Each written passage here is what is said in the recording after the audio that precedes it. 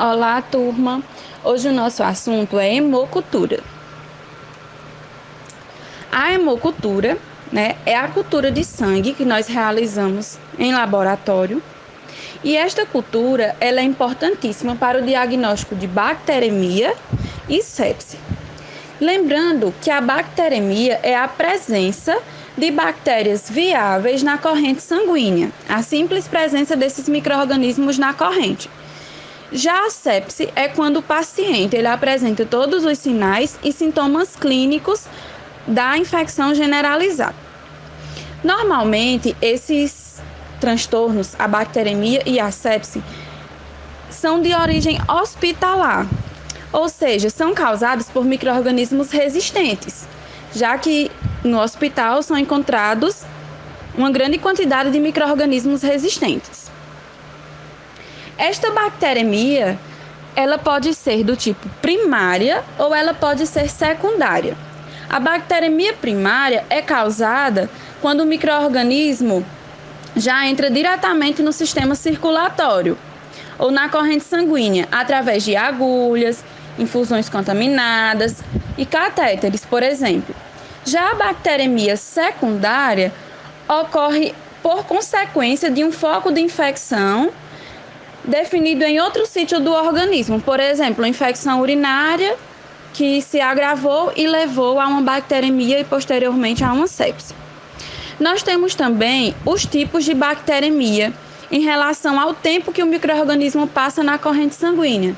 A bacteremia transitória é aquela em que o micro-organismo ele passa algumas horas ou minutos na corrente sanguínea. A intermitente é quando o micro-organismo ele fica em intervalos variáveis de tempo, ele vai para a corrente sanguínea, depois ele não está mais lá, depois ele volta para a corrente sanguínea. E nós temos também a contínua, que é quando o micro-organismo sempre vai estar nesta corrente sanguínea. A sepse, que é a inflamação generalizada, quando o paciente já tem sinais e sintomas, causa aceleração do coração, pressão baixa, falta de ar, sonolência ou confusão, agitação e diminuição da urina. As causas mais comuns, as fontes mais comuns de bacteremia e sepse são os dispositivos intravasculares, como os catéteres, são o trato genito-urinário, aí entrando em 17%, como as sondas urinárias ou infecções urinárias, trato respiratório, como as infecções respiratórias ou a utilização de ventilação mecânica, intestino e peritônio, em torno de 5%, através da pele, também 5%, infecções na pele, trato biliar, 4%, abscessos intraabdominal, 3% e outros sítios, 8%. A hemocultura, esse exame que nós fazemos dentro do ambiente laboratorial, positiva, quando ela dá positiva, é um ótimo indicador, um indicador altamente específico da infecção da corrente sanguínea, da bacteremia e da sepse. Neste exame, nós iremos cultivar o sangue do paciente que contém o micro-organismo em um meio de cultura líquido. Após isso, nós iremos semear. Quando o acrescimento é feito a identificação do micro-organismo e após a identificação do micro-organismo, nós faremos o teste de antibiograma para saber qual o melhor antibiótico para tratamento deste paciente.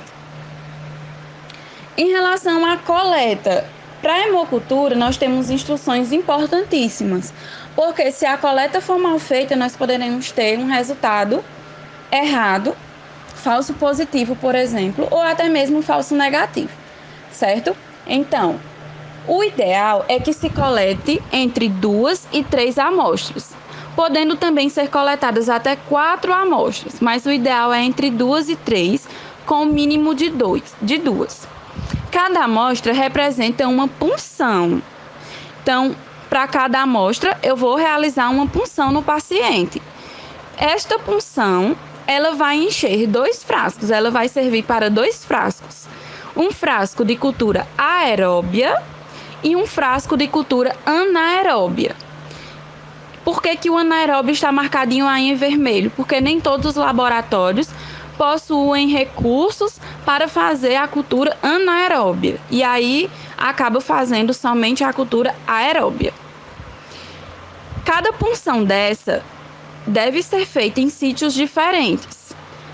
Por exemplo, braço esquerdo, braço direito, na mão. Então, sempre é importante que seja feita essa coleta nos membros superiores.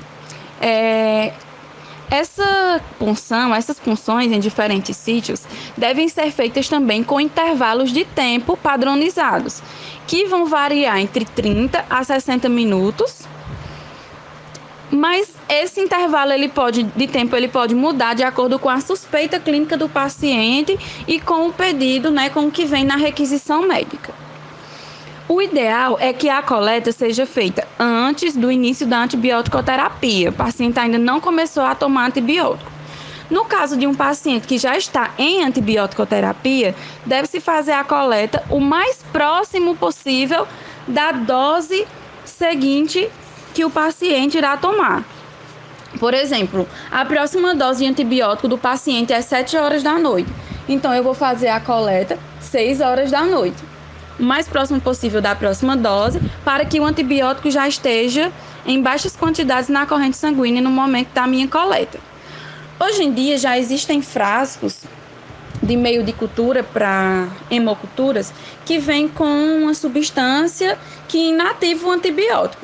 Nesse caso, não tem problema se eu coletar próximo ou após a dose de antibiótico que o paciente tomou. Outra coisa, não devemos realizar a coleta logo após o pico febril, pois no pico febril nós temos uma grande destruição de micro-organismos. E aí a concentração desses micro-organismos na corrente sanguínea irá ser reduzida após esse pico. Então, evitar realizar a coleta no pico febril ou após o pico febril. Em relação ao volume de sangue coletado, o volume de sangue que nós vamos coletar, que nós vamos colocar no tubinho de meio de cultura, ele tem que obedecer à proporção de 1:10, ou seja, ele tem que representar 10% do volume total do meio de cultura. Para adultos, nós temos tubos de meio de cultura líquido, onde nós vamos colocar a amostra de sangue, contendo 100 ml de meio. Então, os tubos de adulto, normalmente, são de 100 ml de meio. Então, 10% de 100 seria 10 ml de sangue.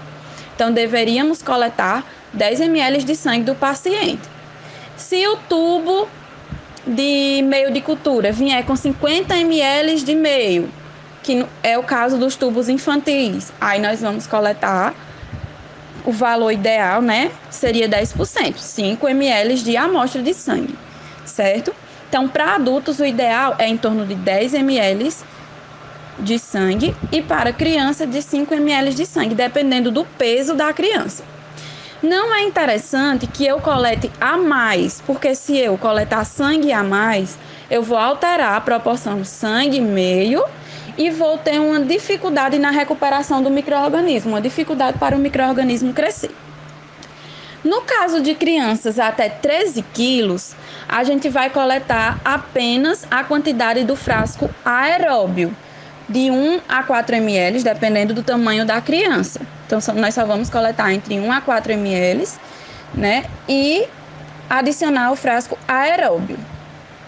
Se a criança tiver entre 13 e 36 quilos, nós vamos coletar 5 ml para o frasco aeróbio e 5 para o anaeróbio, ou seja, em uma punção nós vamos coletar 10 ml e dividir 5 ml para o frasco aeróbio e 5 para o frasco anaeróbio. Isso para cada amostra, para cada punção. Para crianças maiores de 36 quilos ou adultos, aí nós já vamos utilizar o frasco de 100 ml, ou seja, o valor coletado ideal é 10 ml para o frasco aeróbio e 10 ml para o anaeróbio. Então, quando eu for puncionar, eu vou retirar 20 ml do paciente e dividir 10 para cada frasco. Os meios de cultura, né, os frascos que eu estou falando para vocês, contendo esses meios, são esses da imagem, certo? Nós temos do lado esquerdo os frascos de hemocultura manual, exemplo aí para adulto, que é o de 100 ml, e para criança, que é o de 50 ml, né, o menorzinho. Nós temos aqui do lado direito os frascos utilizados na automação, certo? Eles também vão obedecer essa questão de criança e adulto, anaeróbio e aeróbio. Os meios de cultura que vêm nesses frascos são meios líquidos, ricos em nutrientes, como o BHI, o caldo BHI ou o caldo TSB. Esse BHI ou TSB são os caldos enriquecidos para a cultura de aeróbios, de bactérias aeróbias. Nos frascos onde eu vou cultivar micro-organismos anaeróbios, eu vou utilizar o caldo Columbia. Nesses meios de cultura, sempre vai vir um anticoagulante, para evitar a coagulação da amostra de sangue que eu vou colocar nos frascos. E o anticoagulante ideal é o SPS. Em relação à coleta, a coleta ela tem que ser feita de forma muito cuidadosa, com uma rigorosa antisepsia. Então, a antisepsia ela vai ser feita com álcool iodado ou com clorexidina alcoólica. A gente vai usar o álcool A70 também, pode usar antes de realizar o álcool iodado e a clorexidina, mas depois do álcool A70 nós vamos utilizar esses outros antissépticos. Então, como é essa coleta? Nós vamos preparar o material, identificar direitinho. Depois nós vamos limpar a tampinha de borracha do tubo de meio de cultura. Nunca abrir a tampa, retirar a tampa. Nós vamos apenas limpar com álcool A70 e deixar o algodão sobre essa tampa, até o momento que eu for colocar a amostra lá. Vou escolher o melhor local para punção de coleta no paciente e vou fazer a antisepsia. Eu posso fazer a antisepsia primeiro com álcool A70 e depois fazer a antisepsia com álcool iodado ou a clorexidina alcoólica. Fazer a antisepsia em movimentos circulares, semiabertos, e esperar secar por 30 segundos. O ideal é que seja repetido essa antisepsia 3 vezes. Após isso, eu vou puncionar, colocar o garrote para poder melhorar a visualização da minha veia, melhorar o fluxo sanguíneo, e vou puncionar a veia com agulha e seringa. Retirei o sangue do paciente, retirei a agulha do braço do paciente, da veia do paciente, eu vou transferir com a mesma agulha para o frasco de hemocultura. Não preciso trocar a agulha, simplesmente vou furar a tampinha plástica do frasco e o frasco ele tem um vácuo, já vai descer a quantidade correta de sangue. O ideal é que se comece pelo frasco anaeróbio e em seguida vá para o frasco aeróbio, certo? Mas se você não conseguiu coletar a quantidade total de sangue do paciente, os 20 ml, é melhor que você coloque a quantidade correta no frasco aeróbio, para você ter a recuperação de micro-organismos aeróbicos e depois seguir no anaeróbio o restante da amostra que ficou na seringa. Então, como é que nós fazemos a hemocultura manual? Que ainda é um método bastante utilizado, apesar de que tem uma maior probabilidade de contaminação da amostra, porque nós vamos fazer vários repiques através do meio líquido incubado, com o sangue do paciente. Lembrando que repique é eu retirar a amostra de um meio e transferir para outro. Então, nós vamos fazer isso algumas vezes no caso da hemocultura manual. Então, como é o procedimento? Nós vamos pegar os tubinhos de amostra do paciente devidamente identificados e colocar na estufa e vamos deixar lá por 24 horas. Após 24 horas, nós vamos fazer o primeiro repique. Nós vamos semear em esgotamento nos meios agar chocolate, agar sangue e agar MB ou Maconque. Esse semeio é feito com alça de platina, mas para retirar a amostra de dentro do tubinho de cultura, nós não podemos abrir a tampinha, retirar a tampinha plástica. Então, nós vamos colocar com uma agulha e uma seringa, né? Nós vamos furar a tampinha e retirar um pouco daquela cultura e fazer gotinhas nos meios de cultura, como vocês podem observar no outro vídeo que eu indiquei para vocês assistirem, tá? Coloca as gotinhas no meio de cultura e aí faz o semeio em esgotamento com a alça de platina. Fiz o primeiro semeio, né, o primeiro subcultivo com 24 horas, levo todo o material de volta para a estufa, tanto os meios semeados como o caldo contendo o sangue do paciente, levo de volta para a estufa, deixo mais 24 horas a 37 graus.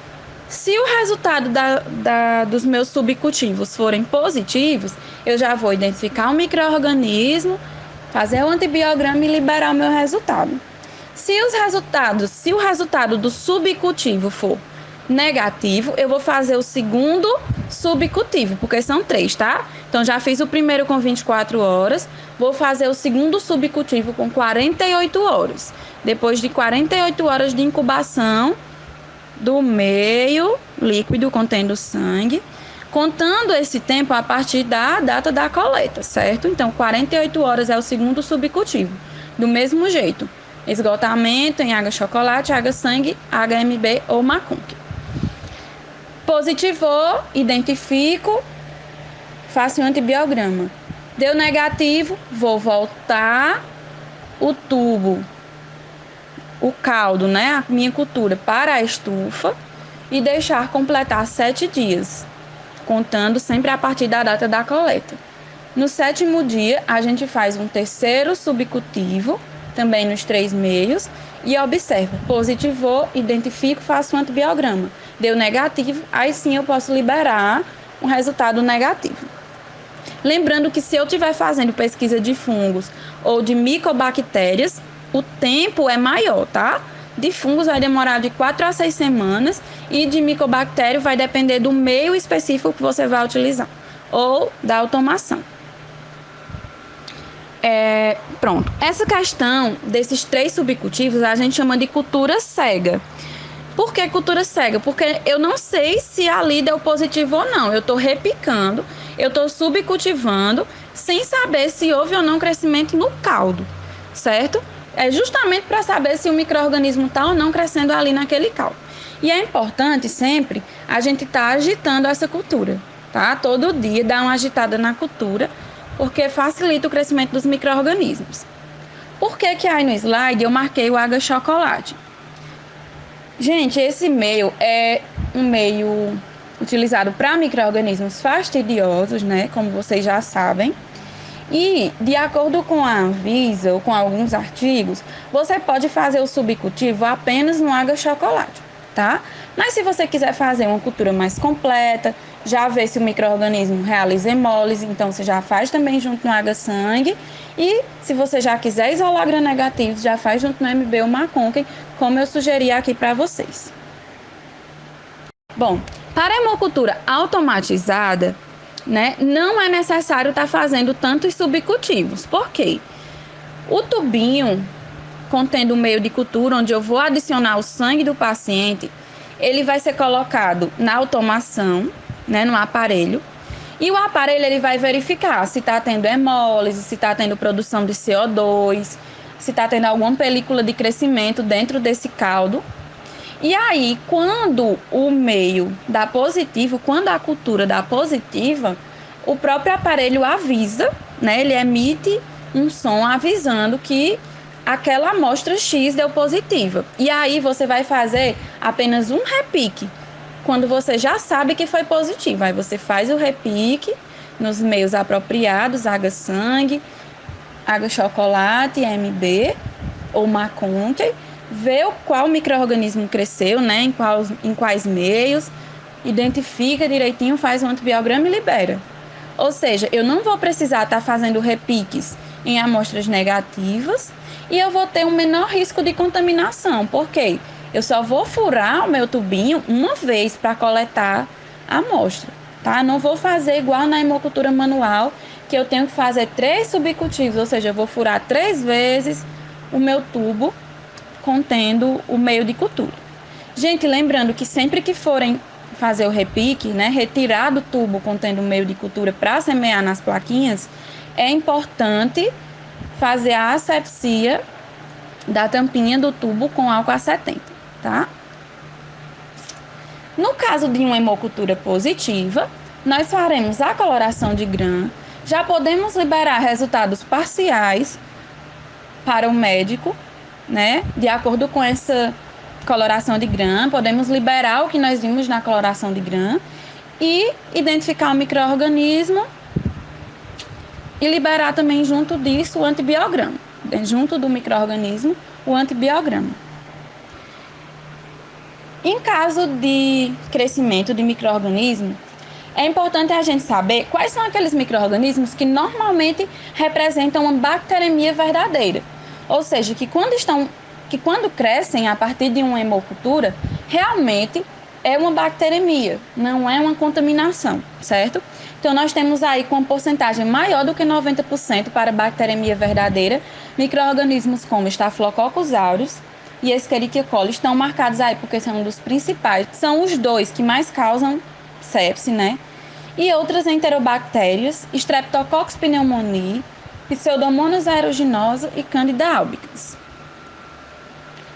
Nós temos aí, com uma menor porcentagem para ser bacteremia verdadeira, o Streptococcus do grupo Viridans, com 38%, Enterococcus, várias espécies de Enterococcus, em torno de 78%, melhor, né, do que o Viridans, é mais específico para realmente uma bacteremia positiva, que não seja contaminação. E nós temos o Staphylococcus coagulase negativo, que só representa 15% das bacteremias verdadeiras, ou seja, 85% dos Staphylococcus coagulase negativo, né, que são as bactérias, como por exemplo o Staphylococcus epidermidis, que são bactérias que estão na nossa pele, 85% das vezes que ele cresce em hemocultura representam uma bacteremia falsa, ou seja, uma contaminação. Então temos que ter cuidado em relação a isso. Por isso que é importante a gente coletar entre 2 e 3 amostras, para a gente ver quantas amostras deram positivas, certo? E a partir daí a gente concluir se realmente é uma bacteremia verdadeira ou não. E micro-organismos que são muito associados à contaminação são Corynebacterium, Micrococcus, Bacillus e Propionobacterium acnes. Então, pessoal, é isso aí. Anotem as dúvidas de vocês para a nossa próxima aulazinha online, certo? Um abraço e até a próxima.